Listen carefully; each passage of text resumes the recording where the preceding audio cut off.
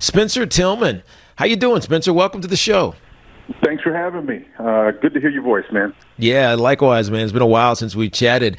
You heard David Culley there, talking about Deshaun Watson and what he means to the team and how they still view him as their starter, and they hope that he's there for the foreseeable future.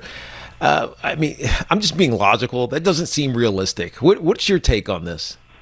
Well, I think everybody knows that that's not going to be the case. I think what you do, though, if you're in David Culley's or Nick Caserio, the general manager's position, you try to keep him as close as possible so that you're mindful and so that the people that you ultimately trade him to, whether it's Miami or someplace else, are aware of where he is and what condition he's in, and just in terms of emotionally, because this is a crazy thing that he's dealing with. It's unprecedented in terms of the level of allegations that are being made about him regarding his behavior and so forth.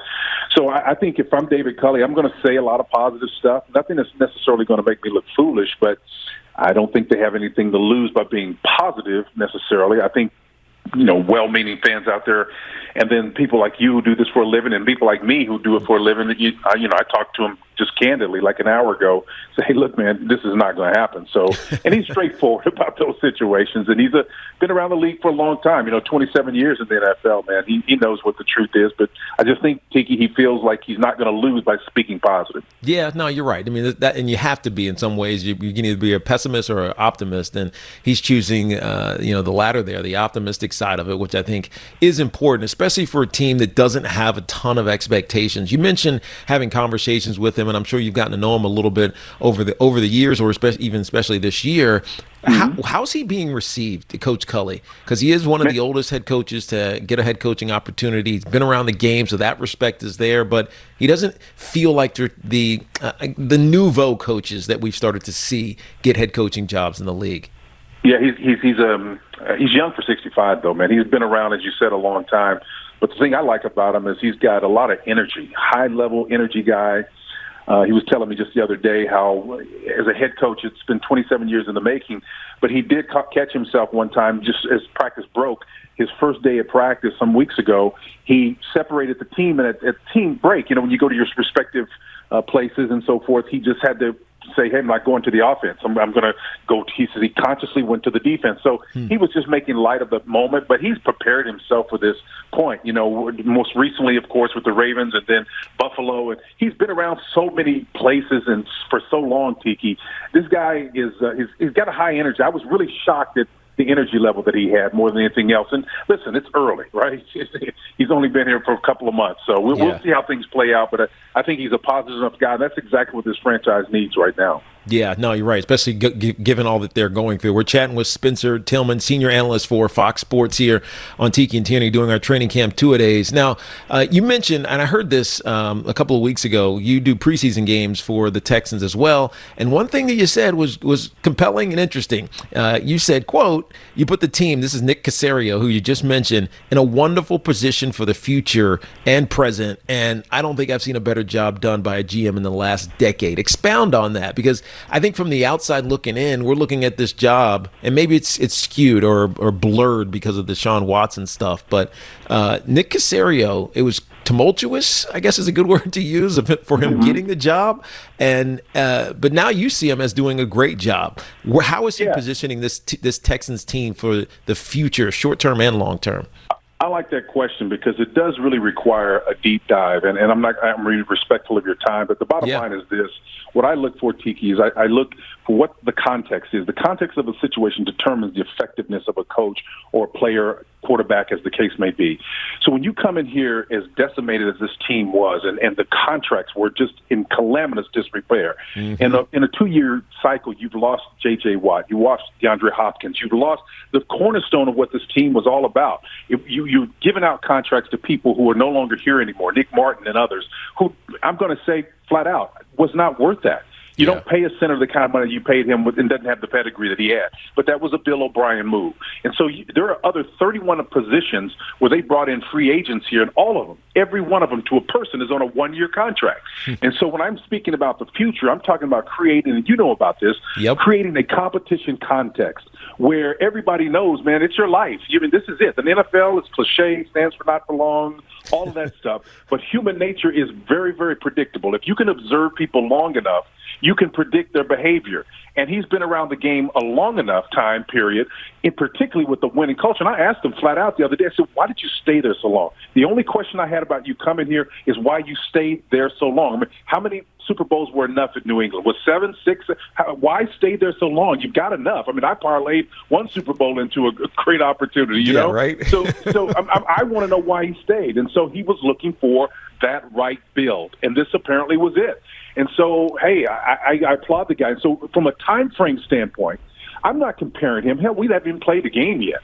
I'm not comparing him to results netted in a season. You got 2 preseason games under your belt. The context I was speaking about in that game was in the 2-month window that he's had, I've never seen a general manager sign 79% of your roster to 1-year contracts, and the rest of them are hanging on by the skin of their teeth, and he made them back up a little bit, whether you're Whitney Merciless and other guys who have been in there 11 years making just a ton of money.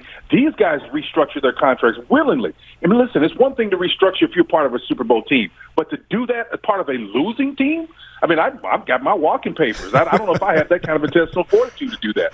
So I look in the aggregate of what he's been able to do in the short period of time, and he's got this team back in fiscal responsible position, 12, 13 million above the salary cap, or rather below the cap. So they've got some room to work with right now. And so if they want to add a piece later on, they possibly can, or make a future move. So to me, yes, there have been better GMs in terms of winning losses and all of that, but that's a different context.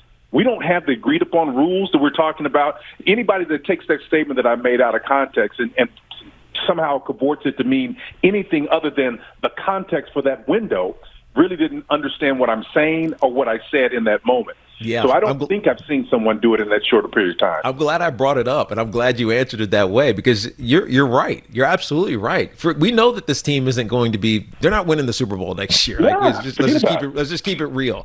And this is a project. But like the way you were describing that, Spencer, it makes total sense to me, because when I think about the history of the New England Patriots, and I'm stepping back to where Nick Caserio came from, they've never been in financial straits, right? They never ever. Tom Brady never made $20 million a year with the New England Patriots. For the majority of those Super Bowls, never made $20 million. Think about that. These guys are making $35 million. He never made 20. Some of those years he was making 15, right? They were the epitome of a financial responsibility. And whether or not we acknowledge that that's actually a way to win in the NFL, because that's how the Patriots did it, other teams aren't doing that. Right? They're okay, what can I sign the guy for the most money? You know what I mean? And so to an extent, you're right. Now, with that being said, what do you feel the team is going to look like this year? Once the actual whistle blows, the first kickoff happens, what success are they? Is 5-win success? What's the success that we can look at for this squad this year? Well, we're playing 17. So here's the deal. Here's what I think. I don't know about the numbers are going to be it. Yeah. I think that they can win 6, possibly 7 games, and that's saying a lot, right? I mean, it really is saying a lot.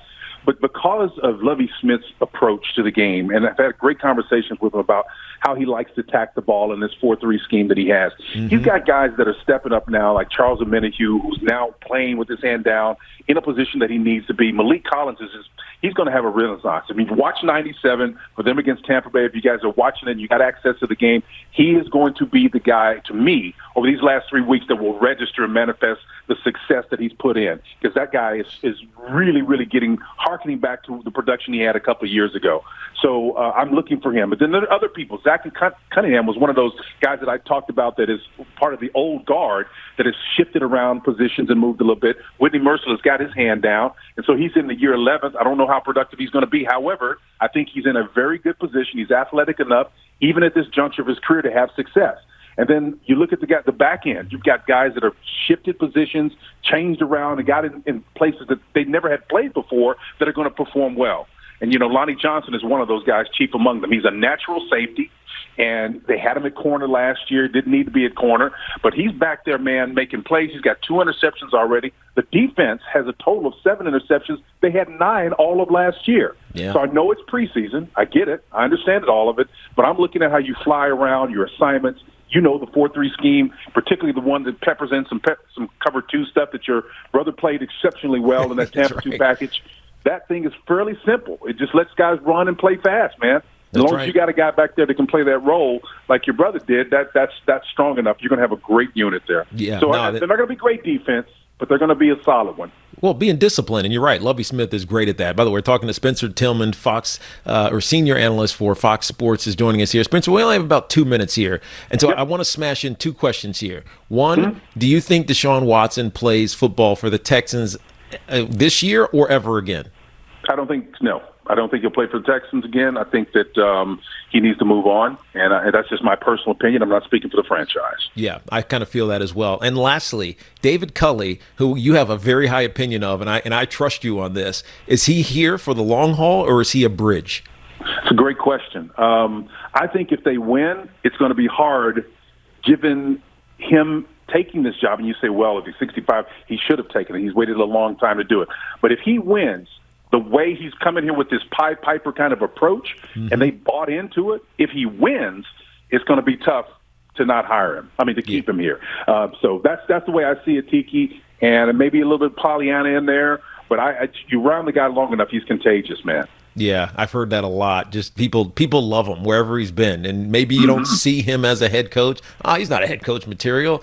Who knows what head coach material actually is? It's just a matter of being a leader in the moment, and that's what he's trying to do. Spencer, it was awesome catching up with you. It was awesome catching up with you. Hopefully I'll see you at some point in person. We've been a while since we caught up in person, but I'd like to do that at one point, man. You're one of my favorites. Absolutely, man. You too. Take care. Thanks for watching. Make sure you like and subscribe, and don't forget to hit that bell to be notified when we drop fresh content.